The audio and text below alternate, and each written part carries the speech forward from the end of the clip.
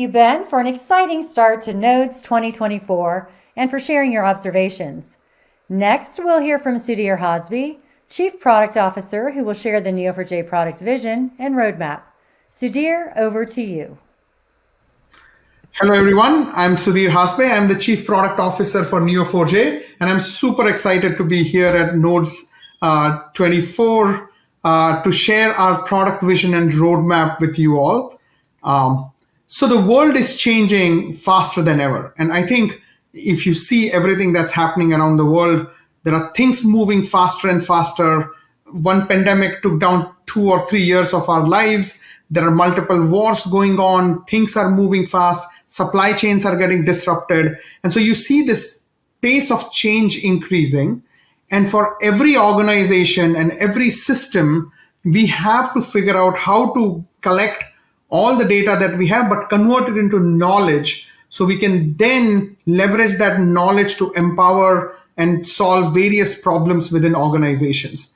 And as you all look at problems and things in your organization, every business is actually a graph, right? Like if you think about it, what does every business have? It has employees, it has suppliers, it has products, it has customers, it has finance payments and transactions and processes and all. And finally, if you map the data model behind all of these different entities within your organization, you will see it's actually a graph. And when you have all of these entities coming together, you can solve really compelling problems in your organizations. And starting from, let's take, for example, customer. And if you're building a customer graph, you can start solving things like recommendations and loyalty programs and churn prevention, whether it's products, so that's product recommendations. In supply chain, whenever you have networks of supply chain, you can do supply chain optimizations and all. So fundamentally, one key thing is graphs are a great way to represent your data within your organizations and then solving interesting problems, because that's what converts your data into knowledge, interconnections between the data that you have. And at Neo4j, we have been working on building the best graph database in the market for many, many years. If you think about it, we started in 2007, where we launched our open source community edition. 2009 was the first time we launched our enterprise edition capability. Since then, we launched Cypher as a query language. We made it OpenCypher as a project. Come down to 2024, this year, we were able to work with many people many of our peers with ISO to go ahead and standardize that as GQL. Over a period of time, we have added the distributed database capability with autonomous clustering. We added Aura, which is a fully managed database. And today I'm going to talk a lot about it because I know you all want to write code rather than try managing a database. So that's going to be the fun part of it. So we'll talk more about Aura today. We also added graph data science and multi-database capability. And then in 2024, one of the big things we did was we launched vector search last year, and then we kept enhancing the capabilities there.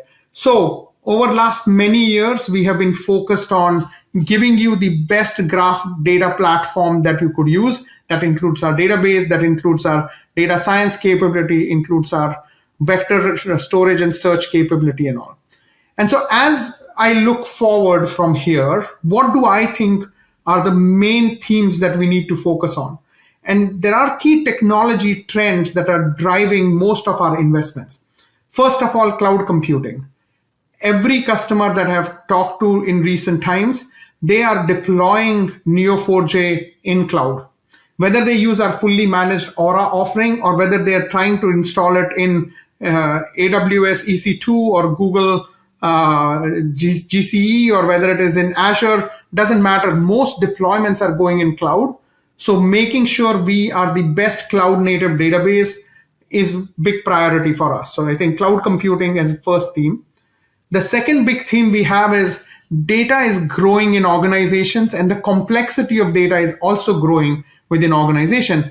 We believe graphs are the best representation of this data as it comes together, but handling more and more data within our database is a big part of the focus area for us. And the last one is AI and generative AI as a technology trend is just like taking off, and I've not been in a meeting with any customer in recent times where they are not talking to me about GenAI and how they can use it. So if you look at these three big trends, that defines what we want to be and where we want to go. So from a product vision perspective, what are we trying to be? We want to be the premium and trusted cloud native graph database and analytics platform.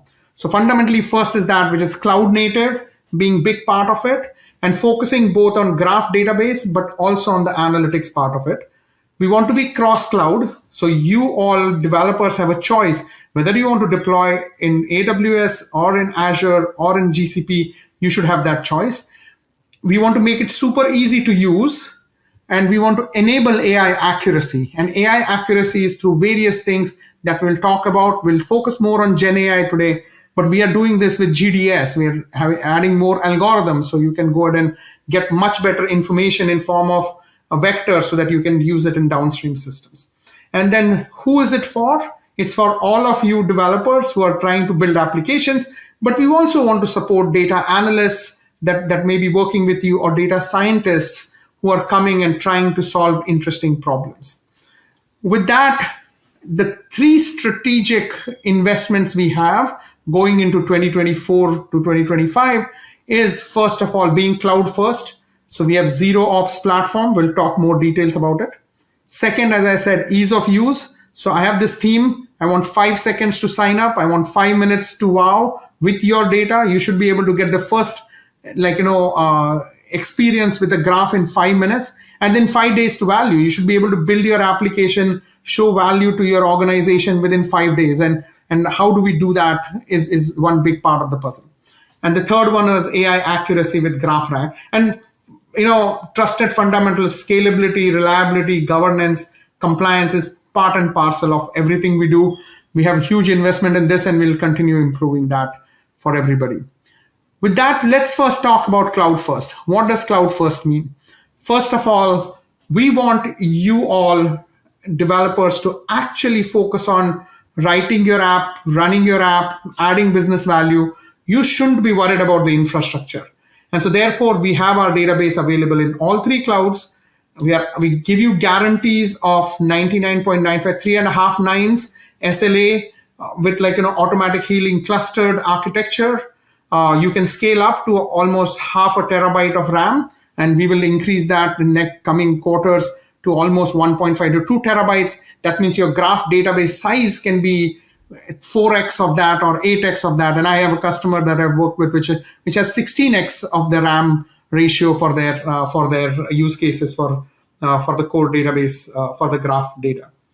We do automatic backups, restores. We do automatic upgrades for you and all. So I think what I'm trying to say is, as a developer, if you focus just on building your application, you can give all the overhead of running the database back to us. We take care of it. We currently run more than 22,000 databases in Aura as a managed offering right now. One of the big things that we've done is we also want to give you various price points so that you can pick and choose where you want to go ahead and build your workload application and how you want to bring it together. So for example, we have had this amazing option for you to use, which is a free database. So which means you can use Aura free with a full capability of the core database, and then use it for your use cases. You can use for learning and all. Then we have professional, which is for developers to build real applications with your own data, gives you a lot more capacity. And then we just announcing business critical edition, which is once you have built it, you want to automatically make it highly available, fault tolerant. We will help you do that with business critical edition. It's that regional failover capability, multi-zone and all that. And then virtual dedicated is for higher end use cases where you want to complete isolation from other customers of Aura. And so we create your own account and make that happen. In addition to these SKUs, one of the things we have always heard is, hey, Aura free is great, but it is not big enough for me to use and test my workload. I want to get 4 gigs or more data, and I want to try my use case out, and how do I do it? And Aura free has very big limitations on size. So for that case, we have now made our Aura Pro free trials available to you. So you can go in now in various regions. You will just be able to say, hey, I want a free trial. I want it up to 4 gigs or 8 gigs of RAM. I want to deploy the database. For first 7 days, you don't have to give us any credit card, nothing. You can start using it. And then I think you can extend it for another 7 days if required and build your application, test it. And after that, if you want to continue, you can continue on the paid side. Otherwise, you can shut it down and you will not be charged for anything. But great way to build that scaled application, test it. And this is basically try before you buy kind of a concept for you. In addition to that, as I said, business critical edition, we wanted to have an option for you all to go from, hey, application I built, now I see there is value, but my organization wants guarantees. They need high availability. They want 99.95% guarantee that this is going to be up and running and all. So we basically make that available. And it also allows you to have up to 512 gigs of RAM. So you have bigger and bigger database capability now. In addition to that, we also are making our read-only secondaries available. So let's say you build the application, now you have a highly available application and people love it and more users want to use it. You want to add one more secondary in a different, on a different machine so that you can send more traffic to that particular secondary, you can start doing that. So we can go up to 15 secondaries on the same database so that you can handle a lot more load in your real production environment. So this is a great way. You start small and then grow over time. And this is really, really good. In addition to that, last year, I had announced that we are shipping block format. It's really a great graph native format for storing our data. We have now made it available in Aura. This is basically giving almost 30% improvement, especially when you have large graphs with limited memory. This is becoming really, really valuable for our customers. And now it's available in Aura for you all to use. In addition to that, again, I had announced last year that parallel runtime was available. Parallel runtime allows you to take any query and then run it on multiple cores. So let's say if you have a 10-core machine, you can literally take one single query and distribute it across 10 cores and make it 10x faster. We have seen customers' queries improve more than 10, 20 times from a performance perspective. And then you can go up to 100 plus cores and then you can really distribute it a lot. But the main point is if you're doing global queries like, hey, go find everything in the graph or something, we can go ahead and enable that with you for really using parallel runtime. And it's available in Aura now. And the other capability that we are making it available in Aura is change data capture. So from your database, if you want to go ahead and take every change and publish it as an event on your Kafka queues, that's available. It's great for event-driven development. So any changes in your graph, as soon as a customer receives something, they want to trigger a event and then take an action on the event, send an email or something, you can do all of that out of the box. And it's integrated with your own Kafka cluster or Confluent out of the box. So you'll be able to use that. Finally, we have spent a lot of time this year and last year in solving for a lot of tricky security features. We wanted you all to be able to go to your CISO and security teams and get approval and use it. So that has enabled many organizations to start using Aura at scale. And so this includes things like customer managed encryption keys, like we have fine-grained access control, SSO, we've done private VPC and private links are available now. Customer managed encryption keys, as I said, that's really great way to lock down your data. Nobody else gets access to it. So a lot of capabilities on security front that we have added. Let's switch gears. This is cloud first, right? In Aura, fully managed offering. We have done a lot more stuff for deploying the database in cloud environments, working natively with S3 and all. But those were the big ticket items that from Aura perspective, and all the developers, please just use Aura. Don't try to go deploy the database yourself. I don't think it's worth your time. Your time is too valuable. Focus on applications, not on infrastructure. With that, how do we make you more productive? The next piece of the puzzle is we also have now got the new unified console experience for the whole product. So, in past, we had this Aura console, and then we had workspace, which was completely different and different properties in different things. And sometimes in product teams, we start shipping what we are owners for, and that's what was happening. And so we have fixed that in this year. And so we have a single unified console where you can go do everything you need to do, from workflows end to end, like creating an instance, to importing data, to like querying the data, visualizing, analyzing. Everything happens in one single framework for you now. And so you just go to the Aura console. There's a preview option at the top bar. Just click on it and start using it. It's beautiful. It brings everything together into one place. It also allows you to collaborate with your teams more easily. And it has inbuilt GenAI copilots. I will talk a bit more about it. And you have secure data access and consistent experience across all the properties. So the most exciting thing, though, is the unified console is one place for everything you need to do with Neo4j. And here's the trick. Actually, unified console is not just for Aura. It actually works for all the properties, all your self-managed databases. You can also go remotely connect to them and use all the user tools. And we will make this experience better and better in next year. Going into next year, I want you to be able to get all the telemetry information in it. I want you to be able to monitor it, manage it, maybe also upgrade it from your self-managed to cloud database. So all that will come. But for now, at least you have one place to work with all your databases. The second thing we also launched is GenAI Copilot. And one of the things I've heard always from users is, if you're coming new to Neo4j, now, of course, many of you are experts in Neo4j and using the system for a long time. And I don't think this may not help you much, but your peers who are just starting off, this will be a great way. Now you can just type natural language, and we leverage your schema of the database along with the natural language to generate Cypher, and then actually use it to give you great experiences on top of it.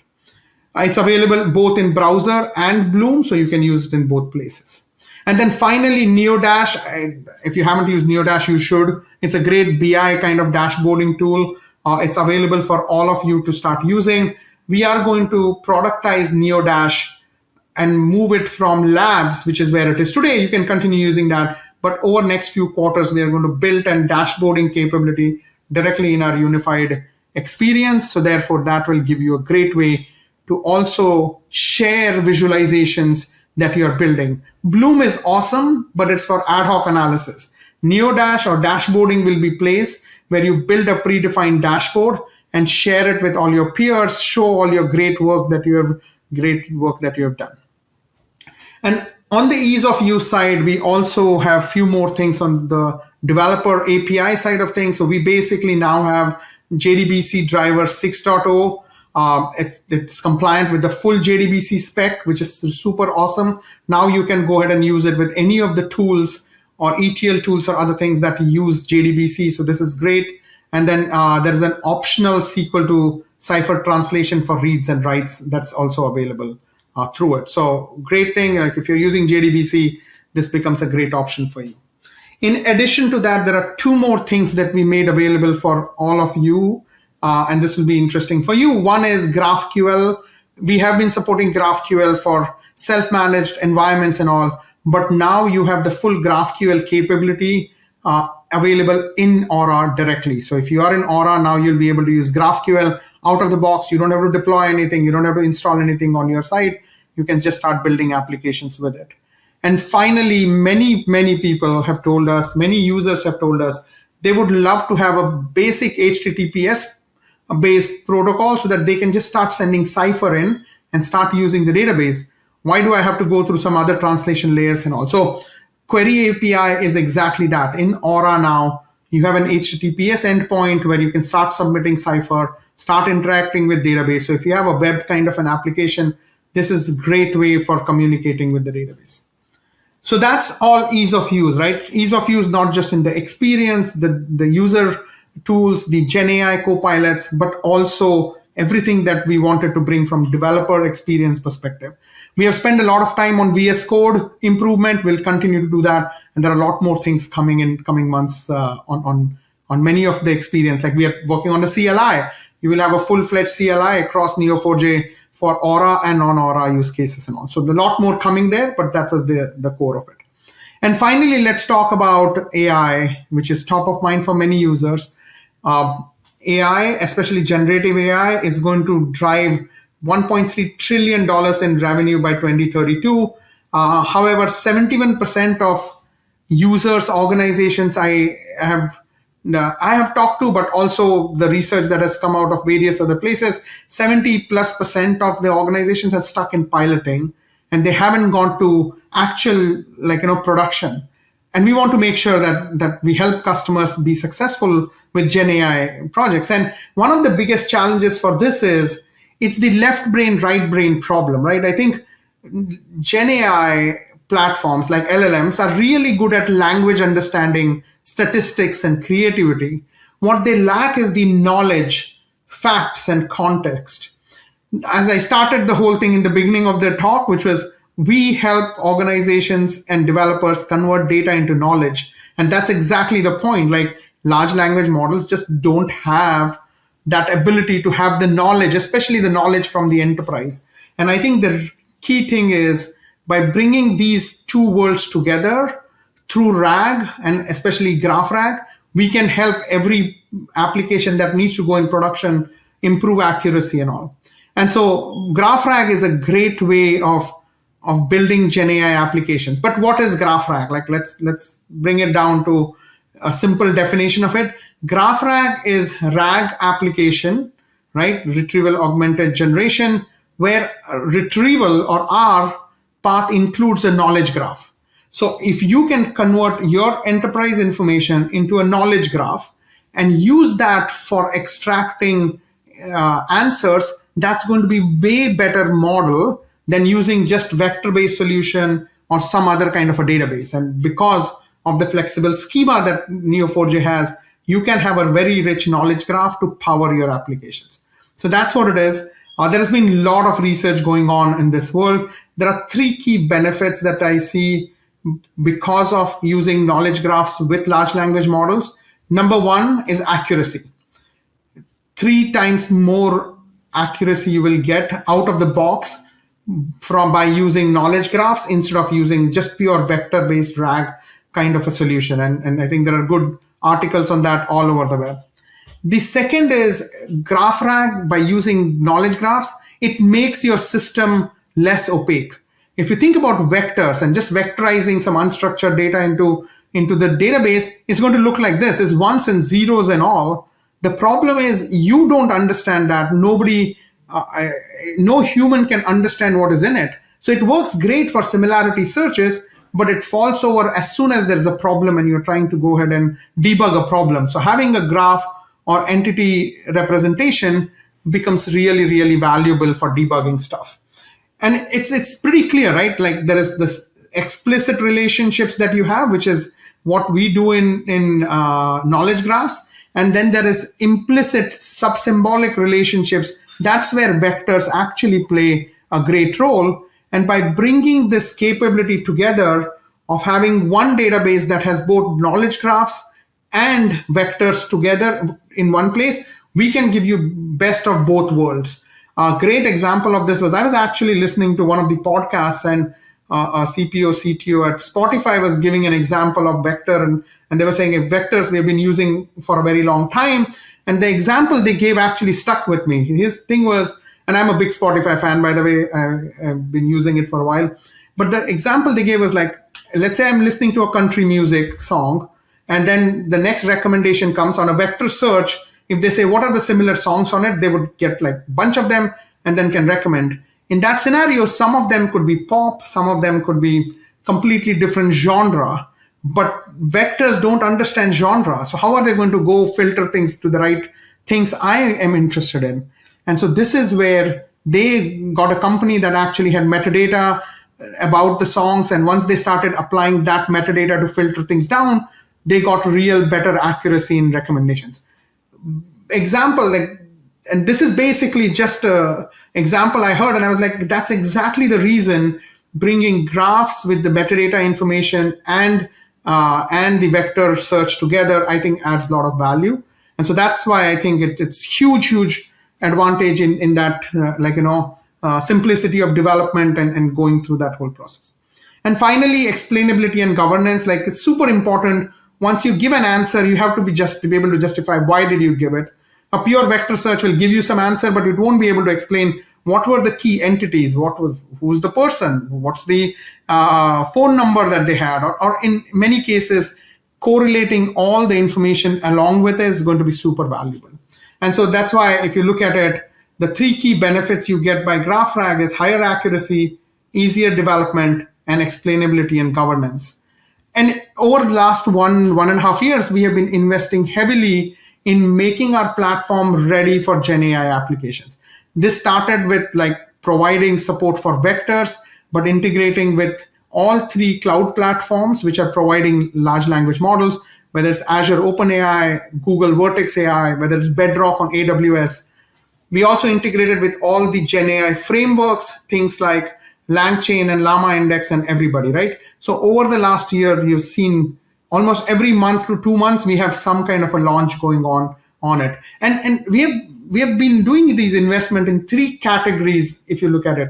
One is we want the best GenAI ready database. So great support for vectors, real-time database integration with all the large language model platforms. So from Neo4j database, you can call out to a large language model, send some text, do the summarization, get it back, convert it into vector, and store it in the database. You can do all of that out of the database itself.